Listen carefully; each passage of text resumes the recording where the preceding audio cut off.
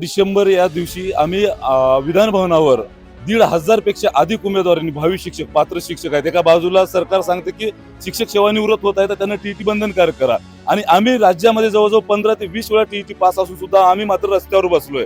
म्हणून या वैतागातून आम्ही पात्रता असून सुद्धा नोकरी न मिळाल्याने विधान भवनावर मोर्चा काढला होता। तेव्हा माननीय शालेय शिक्षण मंत्री भुसे साहेब आम्हाला भेटले, काही मागण्यावर सकारात्मक चर्चा झाली, पण सरकारचं धोरण आहे की आमच्याकडे निधी उपलब्ध नसल्यामुळे जिल्हा परिषदच्या शाळा 20,000 बंद करत आहोत असं त्यांचं स्पष्ट म्हणणं आहे। समूहकरण शाळा ज्या आहेत कमी पटाच्या त्या शाळा योजना बंद करण्याचं धोरण त्यांनी आखलेलं आहे। म्हणून आम्ही हे धोरण रद्द करण्यासाठी या ठिकाणी जन आक्रोश करतोय। हे जर धोरण रद्द नाही झालं तर येणाऱ्या काळामध्ये आम्ही मंत्रालयावर सुद्धा घेराव घालणार आहोत, मंत्रालयावर सुद्धा मोर्चा घालणार आहोत। कारण राज्य शासनाकडे विनाकारण कुठल्याही योजनेमध्ये लाभाच्या योजनेसाठी पैसे आहेत त्या ठिकाणी पैसे देऊ शकतात, पण शिक्षण क्षेत्राला काटकसरीचं धोरण म्हणून त्या ठिकाणी केवळ जिल्हा परिषदच्या शाळा वाचवण्यासाठी 2,000 कोटी नाहीत, इथेच नागपूर नाशिकमध्ये बघा तुम्ही 25,000 कोटी रुपये त्या ठिकाणी कुंभमेळाव्यामध्ये वाहिलेले आहेत। ठीक आहे, धर्माचा विषय आहे, धर्माला स्वातंत्र्य आहे, त्या ठिकाणी आम्ही मानतो, पण जिथे संस्कार घडले जातात, ज्या शाळेमध्ये देश घडतो,